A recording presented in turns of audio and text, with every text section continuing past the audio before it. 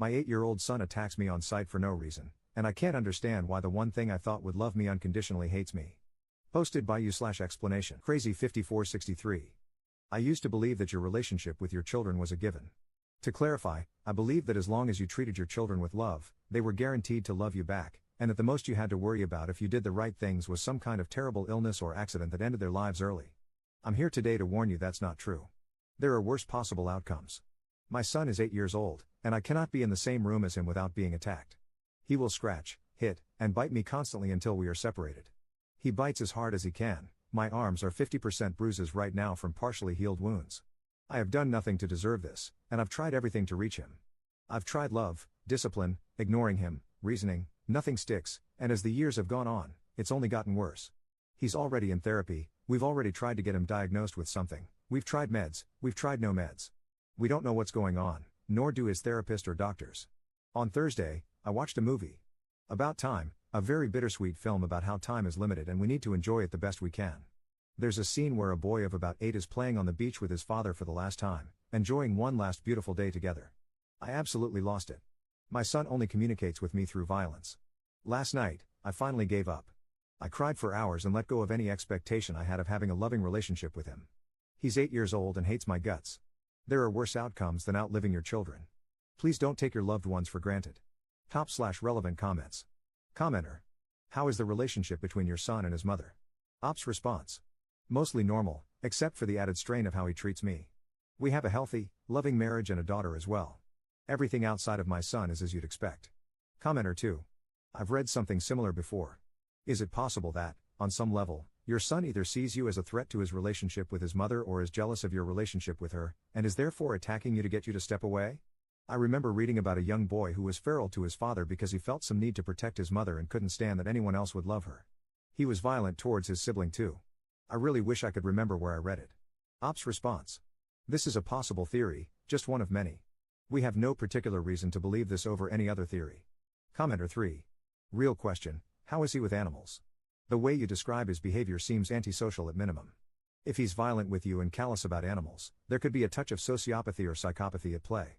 And at 8 years old, chances are he's not opening up to his therapist about his issues. He's probably giving a lot of I don't know answers when asked questions, which is how kids react when they think they are in trouble for their behavior. Ops response. He definitely doesn't open up about why he does anything. No signs of violence towards anyone or anything other than me. How is Ops' son at school? Any issues appearing? We just had a yearly meeting with his special needs team at school. They had only good things to say. No indication of bullying. He loves friends and people, except one. Has there been any other explanation for Ops' son's behaviors? As I mentioned, we have taken him several places. He's diagnosed with ADHD. We have told them ADHD isn't the whole story, but they seem stumped. We will keep trying. He may be on the spectrum, seems to have anxiety and sensory processing issues, but doctors aren't diagnosing him with anything other than ADHD so far. I wasn't a perfect child, but I'm neurologically typical. Commenter 4. What age did this start? Does he physically attack anyone else besides you? Does he attack you when you are alone, when you are with family, and when you are in public? Do the two of you ever have normal interactions? Morning, midday, or night? For example, if you were driving somewhere in a car, would he literally be attacking you while you were driving? Has he seen a psychiatrist or psychologist? Ops response. It started when he was 5. He doesn't physically attack anyone else, only me. He attacks me whether we're alone or around family, but he doesn't do it in public. Normal interactions between us are extremely rare. It's been months since we've had one. When we're driving, he has attacked me before, usually by throwing things at me. We explained to him that it was dangerous and could cause an accident, and after we were actually in an accident over the summer, he stopped doing that. The accident wasn't his fault, it was caused by the other driver. Yes, he has seen both a psychiatrist and a psychologist. Commenter 5. How old is your daughter? How does she respond when he's violent? How old was he when this started? Is inpatient treatment possible? This cannot continue and will probably get worse as he gets bigger. Eventually, he will be able to take you out. Ops response. She is 5. She will comfort me almost daily. Honestly, I don't know what she does when he's acting up, I'm focused on not bleeding. He was 5 when it started. At first, it was just throwing things at walls. Then there was a time where he just hated me but wasn't attacking me. Now it's directed at me rather than the walls. I'm not sure we are quite ready for inpatient treatment, but that's starting to enter the conversation. Op adds an edit to their post. Thank you to everyone for the advice. Special shout out to the super weirdo antinatalists, particularly the feminist who made sure to tell me she was a feminist before suggesting I have a post-birth termination. No single comment made me realize how ahead of the game I am as a parent more than that one. We're getting a second psych evaluation soon, so I'll write a second post with the results of that. Many of you are absolutely convinced someone else is abusing him and are unwilling to accept evidence to the contrary. There is no sign of anyone in his life abusing him, nor is there much opportunity. When he's not at school, he's with us, except for a few rare occasions when we get a trusted, close family babysitter to go on a date. We've asked him if anyone is hurting or touching him, and he has said no. We also make sure both our kids understand what's inappropriate and know they should tell us if anyone tries anything like that.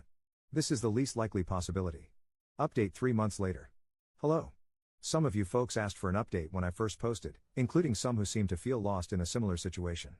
I'd like to thank the insane people on my last post who told me to give up on my son.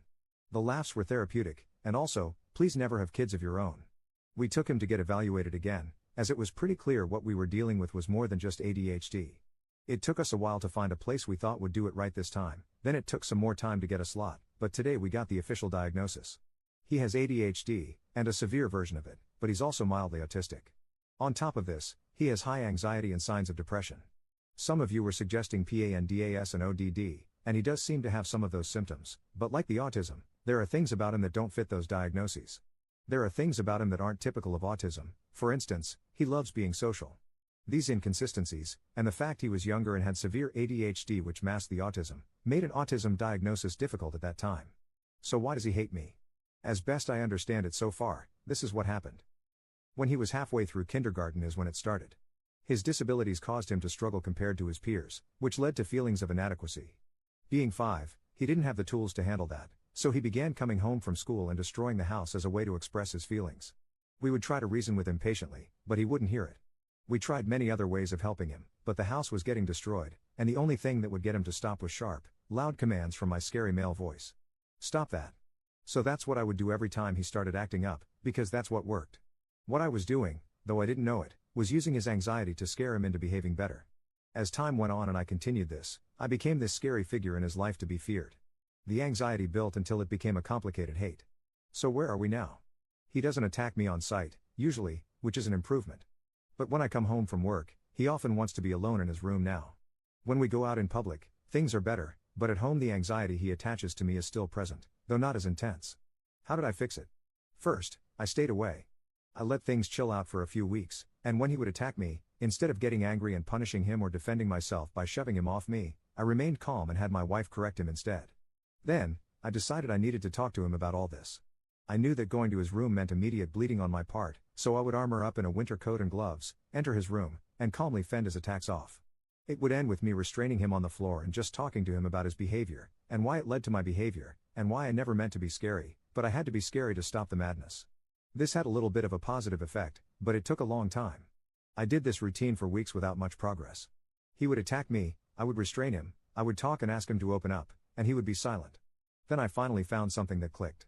I told him I loved him and always would, and that I thought he was a special and talented kid, and that I would always be proud of him. He cried in my arms and got angry and wanted me to stop, but I pushed through. So then, for a couple of weeks, I kept letting him know that. And over time, his reaction to it became normalized, which is how I knew he really believed and understood it. Now we have a routine I call Daddy Therapy Time, and when I come in his room and say let's talk, he gets straight like a pencil on his bed, and I kinda compress him into the bed, and his head hangs off, which he likes for some reason. He has been opening up gradually and actually talking, instead of just me talking. Some days are still hard. He still takes everything out on me. But that's okay, better me than anyone else. That's my job. I still get bit and scratched, but less often now, and I think things will continue to be 2 steps forward, 1 step back. For you overwhelmed parents out there, keep trying. There's hope. Top/relevant comments. Commenter. Let this be a PSA for everyone, be extremely discerning when picking a place to get psychological testing done. And then get another round done at a different place if your kid/you are not improving or if you're at all doubtful of the results. The difference between good psych testing and bad psych testing is years of your kid/your life wasted. Edit to add, formal psych testing is not simply a diagnosis. It includes multiple days, around 3, of actual testing for 3 to 4 hours each, family interviews, discussion with the patient, and a formal 20-plus page written analysis of the test results in the context of the discussions with the patient and the family interviews. Commenter 2. Highly recommend getting your son a weighted blanket. The right weight is 10% of his body weight. These help autistic individuals due to the compression, they aid sleep, soothe anxiety, and have been a lifesaver for a friend of mine. Nothing helped him sleep properly his whole life, then he got a weighted blanket and slept through the night for the first time in decades, maybe ever, he's not sure. He told me it has greatly relieved his anxiety, and he doesn't worry about many things that used to bother him. Wishing your family continued success and joy. Ops response. Thanks for the tip. We did get him a weighted blanket, but he doesn't like it. Commenter 3. You unintentionally became a weighted blanket for him, that's very funny and very cute, haha. Ops response. Yeah, and I guess the head hanging over the bed is also a form of therapy too. All I knew was that's what he wanted and it seemed to work, so I just kinda accidentally came up with it.